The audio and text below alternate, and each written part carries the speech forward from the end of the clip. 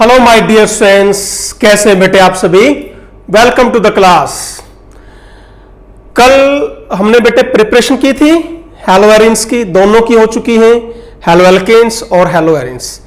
आज हम डिस्कस करेंगे बेटे फिजिकल प्रॉपर्टीज ऑफ हैलोएल्केन्स एंड हैलोएरिन्स, दोनों ही करते हैं, ठीक है बेटे। और फिर नेक्स्ट लेक्चर से अपना केमिकल प्रॉपर्टी शुरू कर लेंगे। चलिए, सबसे पहले बच्चों हम बात करते हैं नेचर। नेचर का मीनिंग क्या है बेटा, कि इनमें जो nature of C X bond कैसा है। Nature of C X bond बेटे ऑब्वियसली यहां देखिए, कार्बन जो है वो आपका लेस इलेक्ट्रोनेगेटिव होता है किससे, हैलोजन से।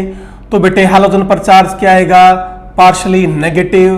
कार्बन पर क्या आएगा, पार्शली पॉजिटिव। सबसे पहली बात, यानी हम क्या कह सकते हैं कि they are polar in nature.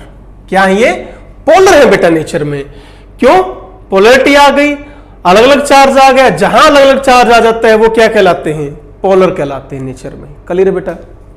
अब यदि बेटे ये पोलर हैं तो इनकी डाइपोल मोमेंट की भी क्या होगी, वैल्यू होगी, क्या होगी, ग्रेटर देन 0। कोई ना कोई वैल्यू इनकी पॉजिटिव मानी है बेटे, समझे। चलिए, अब क्वेश्चन आपका जैसे ये आ जाए बेटे, या सबसे पहले हम डिस्कस करें। चलो बेटा ये कर लो पहले, कोई नहीं, सारे क्वेश्चन करते चलेंगे धीरे धीरे। आपको इनका डाइपोल मोमेंट कंपेयर करना है। क्या ऑर्डर होगा बेटे जी, म्यू किसके बराबर होता है, चार्ज इनटू डिस्टेंस। अब यदि आप चार्ज की बात करो तो इलेक्ट्रोनेगेटिविटी फ्लोरीन की सबसे ज्यादा है, पता है हमें बेटे। तो चार्ज सबसे ज्यादा यहां आएगा। यदि आप डिस्टेंस की बात करो डी, तो चार्ज तो ज्यादा किसका आ गया, फ्लोरीन, फिर क्लोरीन, ब्रोमीन, आयोडीन। डिस्टेंस बेटे C F C C L. समझ रहे हो ना क्यों लिख रहा हूं मैं ऐसे। कार्बन आयोडीन बॉन्ड सबसे बड़ा है, इसकी बॉन्ड सबसे बड़ी पर चार्ज सबसे कम। इसका चार्ज सबसे ज्यादा पर डिस्टेंस सबसे कम। तो बेटा डाइपोल मोमेंट दोनों के मल्टीपल पर, प्रोडक्ट पर डिपेंड करता है, किसी एक बात पर डिपेंड नहीं करता। ध्यान रखो इस चीज को। तो जब आप ये आंसर निकालोगे, आपका आंसर आएगा CCl CF, देन बेटा CBr और देन बच्चों CI। क्लियर हुआ। तो वैल्यू बेटे याद रखने की जरूरत नहीं है, वैल्यू आपको याद नहीं करना है, ये ध्यान रखना। ऑर्डर आएगा पूछेंगे तो, ठीक है। अब एक तो बात ये होगी। फिर यदि आपसे कंपैरिजन पूछ ले बेटा, कंपैरिजन क्या, कि एल्काइल हैलाइड और एराइल हैलाइड में किसका डाइपोल मोमेंट ज्यादा होता है। ये है बेटा, किसका डाइपोल मोमेंट ज्यादा होगा, बोलो बेटे। बच्चों ये जो एराइल हैलाइड होते हैं, ये क्या होते हैं, रेजोनेंस स्टेबलाइज। उसकी वजह से यहां पर चार्ज क्या आ जाता है, पॉजिटिव मान लिया। मेन पॉइंट क्या है, डबल बॉन्ड करेक्टर आ गया। क्या आ गया बेटे, डबल बॉन्ड करेक्टर आ गया बेटे। तो यानी हम क्या कह सकते हैं, बॉन्ड डिस्टेंस डिक्रीज। क्लियर है। अब सुनो, CH3F का फ्लोरोबेंजीन से ज्यादा है, CH3Cl का क्लोरोबेंजीन से ज्यादा है बेटा, CH3Br का ब्रोमोबेंजीन से ज्यादा होगा। एक एक्सेप्शन है आपका CH3I, ये ध्यान कर लेना बेटा, ये एक्सेप्शन है बस। बाकी एल्काइल हैलाइड का जो डाइपोल मोमेंट है वो एराइल हैलाइड से ज्यादा होता है, ये ध्यान रखना बेटा, ठीक है ना। बढ़े आगे। पर इसका रीजन थोड़ा सा ये दे सकते हैं बेटे कि आयोडीन जो है ना वो साइज में काफी बड़ा होता है बेटे, और यहां पर भी पाई इलेक्ट्रॉन्स आ गए, इसके लोन पे इलेक्ट्रॉन्स आ गए, तो क्या हम कह सकते हैं बेटे कि रिपल्शन हो गई होगी। कोई बेटा एग्जैक्ट आंसर नहीं है इसका, ठीक है ना। बढ़े आगे। तो ये तो चली डाइपोल मोमेंट की बात। अब यदि कंपेयर करना पड़ जाए आपको डाइपोल मोमेंट किसका, ये देखो ऑर्थो डाइक्लोरोबेंजीन, मेटा बेटे एंड बच्चों पैरा, ये आपको कंपेयर करना पड़ जाए। यदि आप वैल्यू देखें बेटा बुक के अंदर, ऑर्थो 2.54D एंड बेटे मेटा है 1.72D, और ये 0 है। ऐसा क्यों है ये हमने देखना है, ठीक है। तो पैरेललोग्राम में बेटे आपने पढ़ा है क्या कि म्यू यहां पर μ1 square plus μ2 square plus 2 μ1 μ2 cos theta, ये बेटे अपना फार्मूला है, आपने फिजिक्स में ही पढ़ा होगा बेटे जरूर, ठीक है ना। ओके, अब आप वहां पर x लिख लो बेटे, x1 x2 x1 x2, तो यहां डाइपोल मोमेंट है, हमने म्यू रख दिया। अब देखो एंगल कितना है, यहां पर 60, यहां पर 120, यहां पर 180 डिग्री, ये आपके एंगल की वैल्यू होती है। अब बच्चों cos 60 किसके बराबर है, बोलो, that is your half. cos 120 minus half and cos 180 minus 1।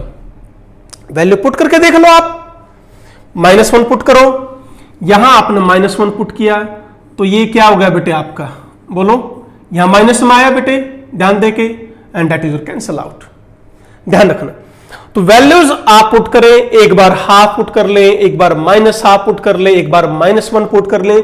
जब आप वैल्यू पुट करके देखोगे तो सबसे ज्यादा आंसर किसका आएगा, ऑर्थो, फिर मेटा, पैरा, 0, ध्यान रखना बेटे, क्लियर है। तो ये थी आपकी डाइपोल मोमेंट का क्वेश्चन। आगे बढ़ते हैं,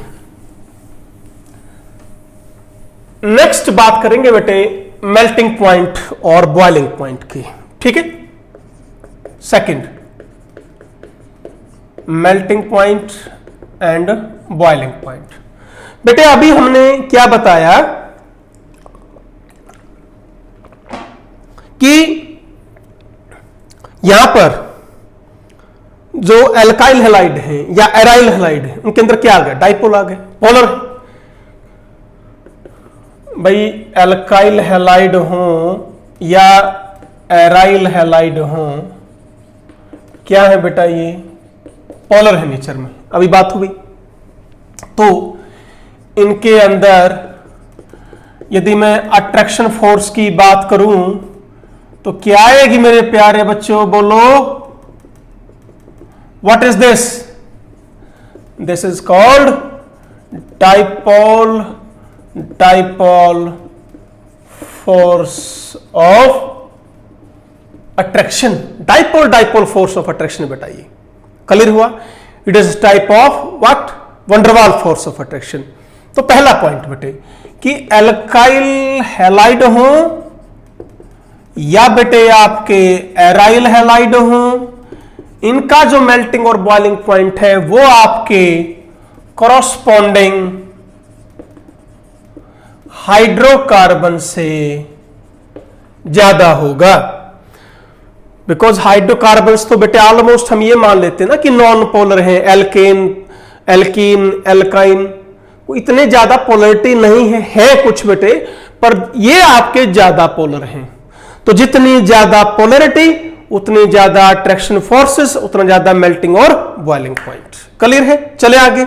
ओके, देखो तो ये आगे बेटे। अब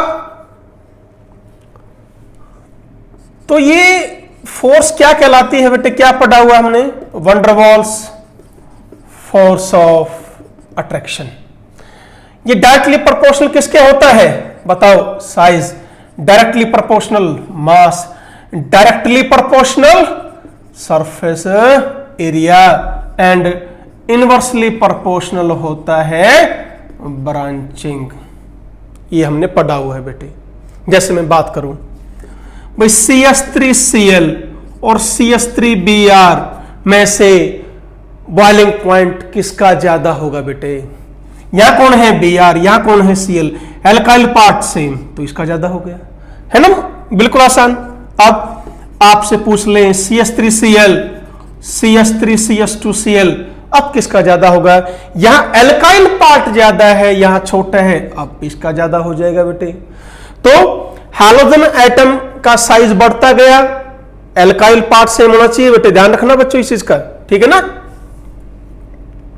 ओके चलिए, अब मान लीजिए हम ऐसे कर देते हैं भाई CS3Cl, CS2Cl2, CHCl3 किसका ज्यादा होगा? तो इसी का ज्यादा होगा। क्यों बेटे बोलो? मास बढ़ रहा है किसका? क्लोरीन का बेटे। तो क्या होगा? Directly proportional to mass. Attraction force बढ़ेंगी तो मेल्टिंग और बॉइलिंग पॉइंट भी बढ़ जाएगा, ठीक है।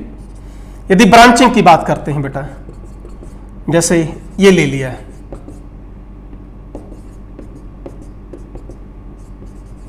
ठीक है, यहां कोई ब्रांचिंग नहीं है, यहां ब्रांचिंग आ गई। ब्रांचिंग क्या होती है बेटे?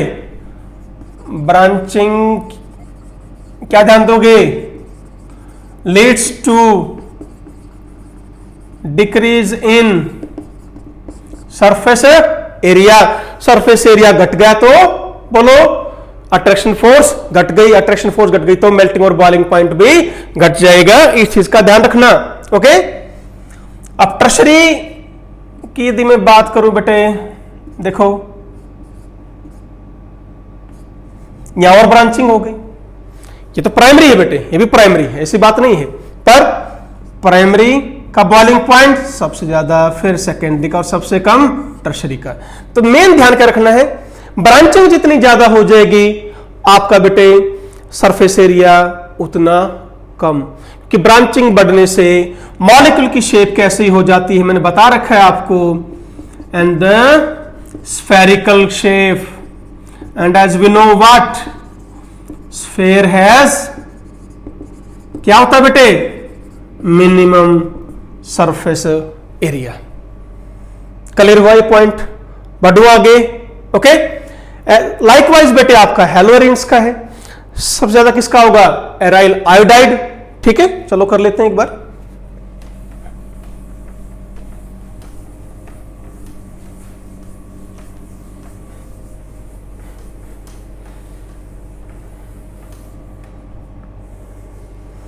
देखिए बेटा, सेम यहां पर Br लगा दो, Cl लगा दो, F लगाओ और ये बेंजीन लिखा। ऑब्वियसली ऑर्डर यही होगा बेटे, ठीक है। यदि आप एक क्वेश्चन दे रखा है बेटे Cl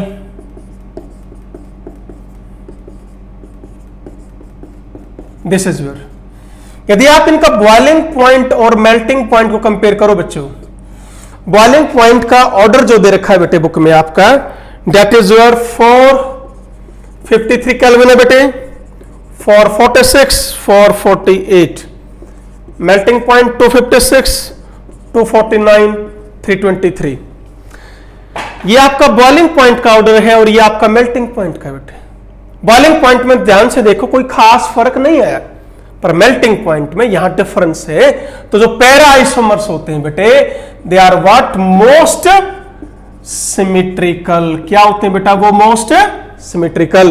तो ध्यान क्या रखोगे, जो इनके मॉलिक्यूल्स हैं वो क्रिस्टल लैटिस में क्लोजली पैक होते हैं बेटे। जो इसके मॉलिक्यूल्स हैं क्या लिखोगे? मॉलिक्यूल्स आर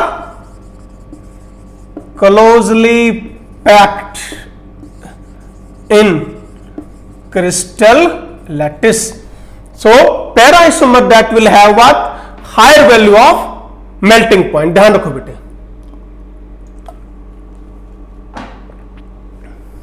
चले बड़े बेटे आगे। तो ये बात थी मेल्टिंग और बॉइलिंग पॉइंट की। तो कौन कौन सा हो गया? डाइपोल मोमेंट, मेल्टिंग और बॉइलिंग पॉइंट। ठीक है, थर्ड करेंगे हम बात सॉल्युबिलिटी की। बेटा सॉल्युबिलिटी में क्या ध्यान रखोगे? 11th में एक प्रिंसिपल हमने किया था, लाइक डिसॉल्व लाइक। ठीक है,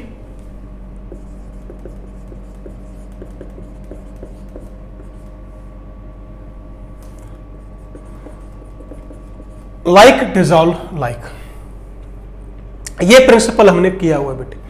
यानी सॉल्यूट की और सॉल्वेंट की नेचर सेम होनी चाहिए मैक्सिमम सॉल्युबिलिटी के लिए। ठीक है, अब एल्काइल हैलाइड क्या है बेटे? पोलर है। एराइल हैलाइड भी क्या है? पोलर है। और वाटर भी क्या है बेटे? पोलर है, पढ़ा हुआ हमने। तो हम क्या कहेंगे? एल्काइल हैलाइड और aryl halide they should dissolve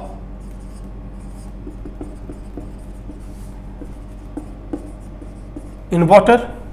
वो वाटर में डिसॉल्व होने चाहिए, पर practically they are insoluble. Clear बेटे? तो बेटे क्या है, जब ये नजदीक आते हैं, पहली बात तो बेटे हाइड्रोजन बॉन्डिंग नहीं बन पाती एल्काइल हैलाइड के बीच में और वाटर के बीच में। ठीक, दूसरी बात बेटे देखो, सॉल्युबिलिटी कब होती है? जब पुरानी अट्रैक्शन फोर्स जो है बेटे वो टूट के जो नहीं बने वो थोड़ी बहुत स्ट्रॉन्ग बननी चाहिए, तो वो उसको सॉल्युबिलिटी क्राइटेरिया ज्यादा माना जाता है बेटे थोड़ा सा। तो यहां पर क्या है, जो पानी के बीच में अट्रैक्शन फोर्स है, हाइड्रोजन बॉन्ड होता है बेटे, वो इजिली ब्रेक नहीं हो पाता। ऐसे यहां पर जो डाइपोल अट्रैक्शन फोर्स है वो इजिली ब्रेक नहीं हो पाती, ध्यान रखना है बेटे। तो ये जो ऑर्गेनिक सॉल्वेंट है, लाइक कार्बन डाइसल्फाइड है, पेट्रोलियम ईथर है, बेंजीन है, उसके अंदर ज्यादा सॉल्युबल है, ये ध्यान रखना है बेटे, इंपॉर्टेंट क्वेश्चन है। बढ़े आगे। ठीक है बच्चों, नेक्स्ट पॉइंट करते हैं डेंसिटी का।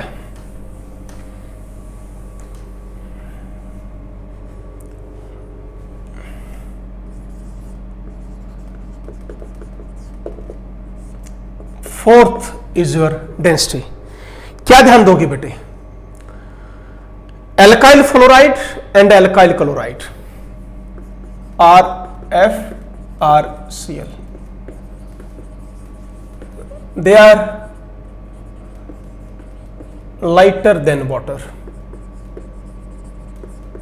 RBr and RI, they are heavier than water। यानी इनकी डेंसिटी पानी से कम है, इनकी डेंसिटी पानी से ज्यादा है। ठीक है, अब मैं आपको बेटे कुछ डेंसिटी के ऑर्डर दे रहा हूं, जैसे दे रखा है आपका C3H7Cl, C3H7Br, C3H7I। वैल्यू में फिर कह रहा हूं बेटे याद नहीं करनी है, ठीक है ना, ध्यान देना। हाँ जी, क्या हुआ बेटे, आप जब Cl, Br और I ये अलग अलग लेते हो, एल्काइल पार्ट सेम है बच्चों, ध्यान देना। अब डेंसिटी किसके बराबर है? मास अपॉन वॉल्यूम। क्लोरीन से जब आप ब्रोमीन पे गए, ब्रोमीन से जब आप आयोडीन में गए, दोनों बातें इंक्रीज हुई। क्या क्या? मास भी इंक्रीज हुआ और साइज भी इंक्रीज हुआ। एटम तो एक ही है, पर बेटे ध्यान क्या रखना है, increase in mass greater than increase in size volume. तो डेंसिटी क्या होगी?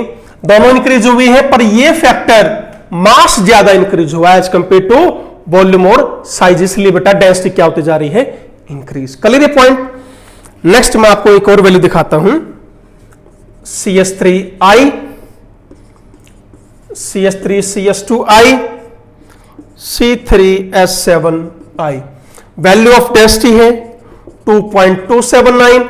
ये वैल्यूज बेटे आपको याद नहीं करनी है बच्चों, इस चीज का ध्यान रखना। यहां क्या हो रहा है बेटे? डेंसिटी डिक्रीज हो रही है।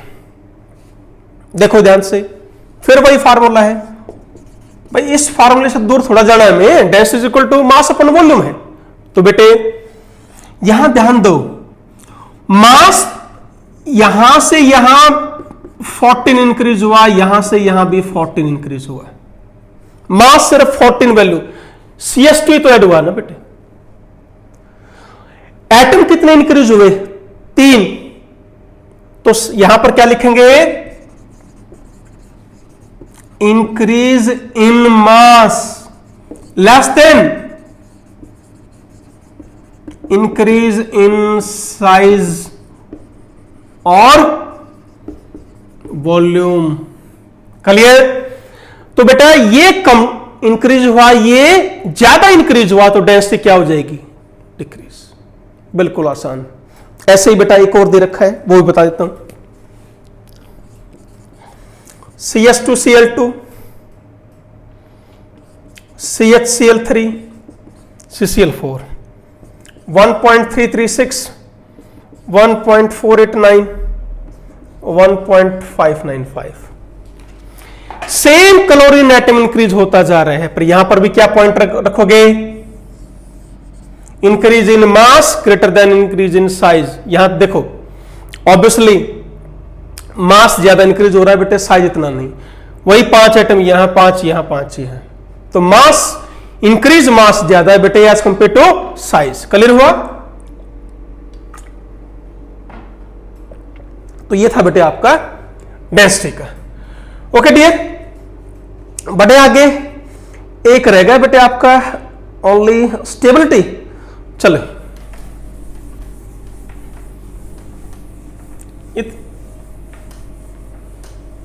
चलो बेटे स्टेबिलिटी की बात करते हैं। तो देखो बेटा, जो बॉन्ड डायरेक्टली प्रोपोर्शनल किसकी होगी? बॉन्ड डिसोसिएशन एनर्जी की, यानी इनवर्सली प्रोपोर्शनल बॉन्ड डिस्टेंस के। क्लियर है? ध्यान देना इस चीज को, यानी CF, CCl, CBr, CI। Bond distance increase, bond dissociation energy decrease, तो स्टेबिलिटी भी डिक्रीज। क्या समझे? बॉन्ड डिस्टेंस क्या हो रही है? हाँ जी बेटे बोलो, इंक्रीज, तो बॉन्ड डिसोसिएशन एनर्जी क्या हो जाएगी? डिक्रीज। तो माय डियर स्टूडेंट्स, स्टेबिलिटी क्या हो जाएगी? डिक्रीज। इसलिए आपका क्वेश्चन आता है, एक देखो क्या लिखा है कि why alkyl iodides on standing become violet और ब्राउन। एल्काइल आयोडाइड जो है बेटे, ये बेटा डिसोसिएट हो जाते हैं in the presence of light और एल्केन प्लस आयोडीन, तो इसी के कारण कलर क्या आता है बेटे? वायलेट और ब्राउन कलर आता है बेटे। तो जल्दी टूट जाते हैं, इनकी स्टेबिलिटी सबसे कम है, इजिली टूट जाते हैं बेटे, convert into iodine. Okay my dear students, तो मेरे प्यारे बच्चों, तो आज आपका ये topic physical properties of haloalkanes और हैलो एरिन्स ओवर हुआ। कल से हम स्टार्ट करेंगे केमिकल प्रॉपर्टीज। तो ध्यान से करते रहें बेटे, कोशिश करेंगे कि नेक्स्ट वीक तक आपका ये चैप्टर ओवर हो जाए। ओके बेटा, thank you very much. Always be happy, be healthy, खुश रहो बेटे।